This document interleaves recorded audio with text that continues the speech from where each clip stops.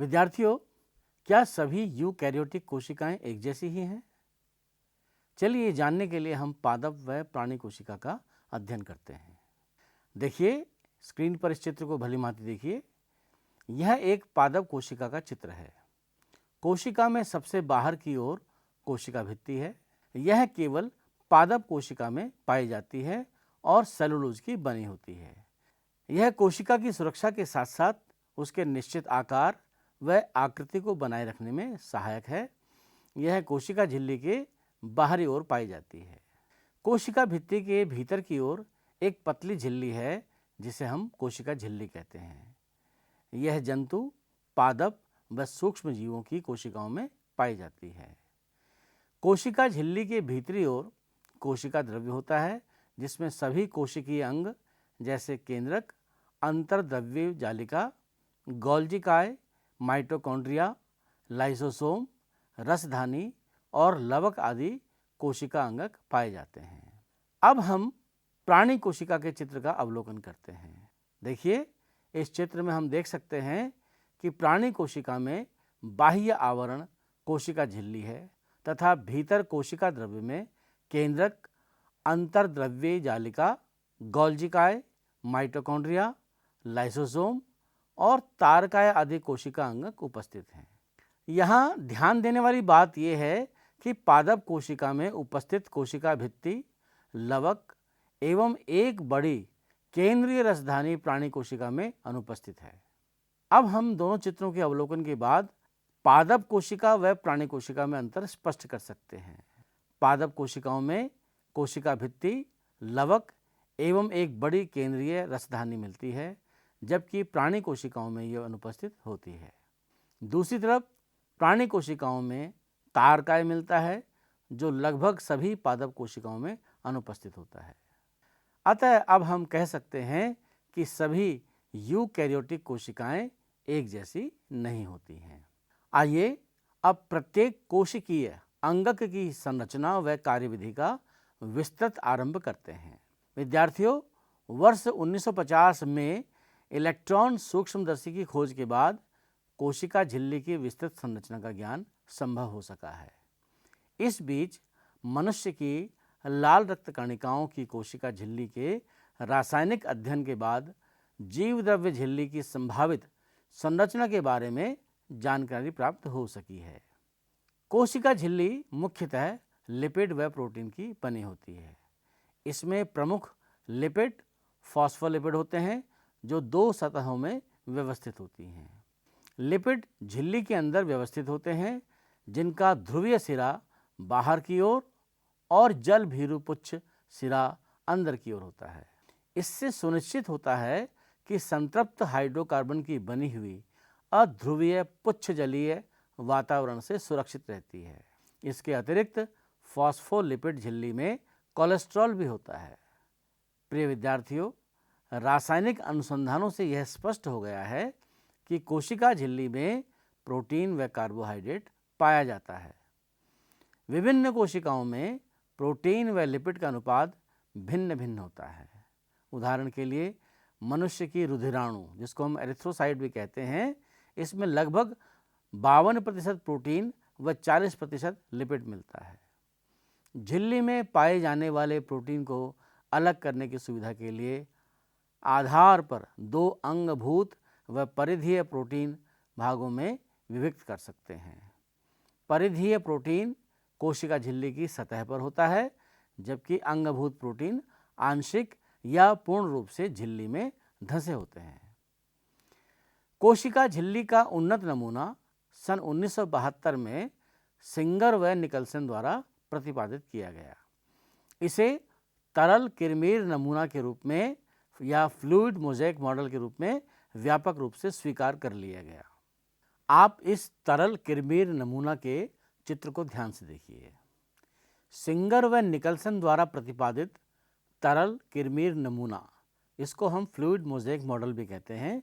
इसके अनुसार लिपिड के अर्ध तरलीय प्रकृति के कारण फॉस्फोलिपिड द्विसतह के भीतर प्रोटीन पार्श्विक गति करता है। झिल्ली के भीतर गति करने की क्षमता उसकी तरलता पर निर्भर करती है। अब हम कोशिका झिल्ली के कार्यों को समझते हैं।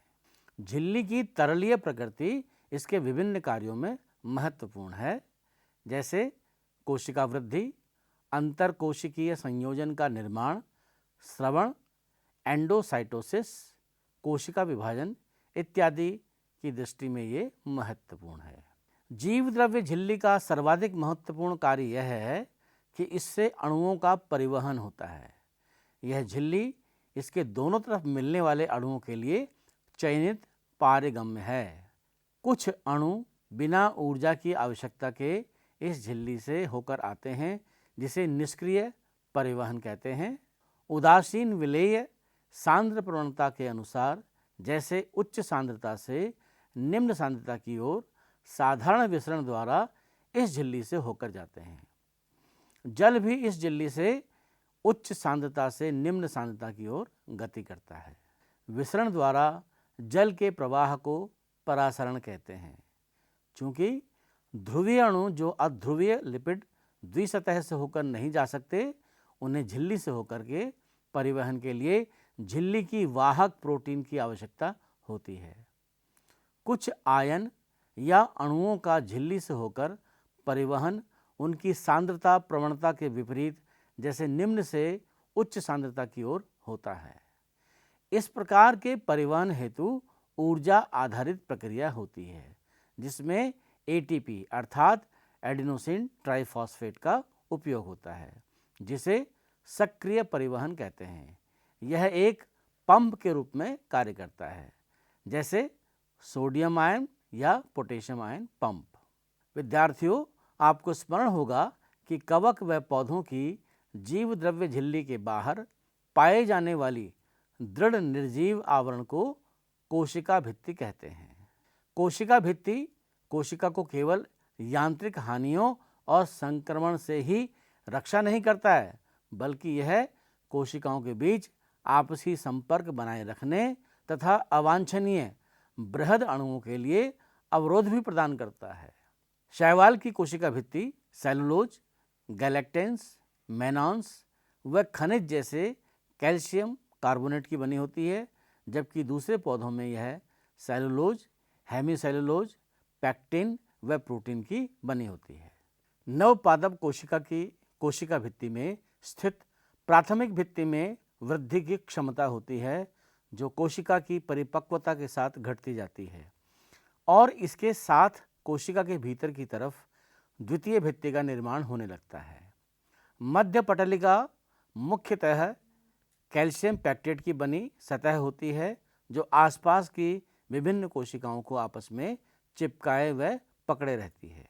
कोशिका भित्ति एवं मध्य पटलिका में जीव द्रव्य तंतु अर्थात प्लाज्मोडेस्मेटा आड़े तिरछे रूप में स्थित रहते हैं, जो आसपास की कोशिका द्रव्य को जोड़ते हैं। झिल्लीदार अंगक कार्य व संरचना के आधार पर एक दूसरे से काफ़ी अलग होते हैं। इनमें बहुत से ऐसे होते हैं जिनके कार्य एक दूसरे से जुड़े रहते हैं, अतः उन्हें अंतः झिल्लिका तंत्र के अंदर रखते हैं। इस तंत्र के अंतर्गत अंतर्द्रव्य जालिका, गोल्जिकाय, लयनकाय व रसधानी अंग आते हैं। सूत्रकणिका, जिसको माइटोकॉन्ड्रिया हम कहते हैं, हरितलवक व पैरोक्सिसोम के कार्य उपरोक्त अंगों से संबंधित नहीं होते, इसलिए उन्हें अंतः झिल्लिका तंत्र के अंतर्गत नहीं रखते हैं। अंतर्द्रव्य जालिका, जिसको हम एंडोप्लाज्मिक रेटिकुलम भी कहते हैं, उसकी संरचना का अध्ययन करते हैं। इलेक्ट्रॉन सूक्ष्मदर्शी से अध्ययन के पश्चात यह पता चला कि यूकैरियोटिक कोशिकाओं के कोशिका द्रव्य में चपटे आपस में जुड़े हुए थैलीयुक्त छोटी नलिकावत जालिका तंत्र बिखरा रहता है, जिसे अंतर्द्रव्यी जालिका कहते हैं। प्रायः राइबोसोम अंतर्द्रव्य जालिका के बाहरी सतह पर चिपके रहते हैं। जिस अंतर्द्रव्य जालिका के सतह पर यह राइबोसोम मिलते हैं, उसे खुरदरी अंतर्द्रव्य जालिका कहते हैं। राइबोसोम की अनुपस्थिति पर अंतर्द्रव्य जालिका चिकनी लगती है, अतः इसे चिकनी अंतर्द्रव्य जालिका कहते हैं।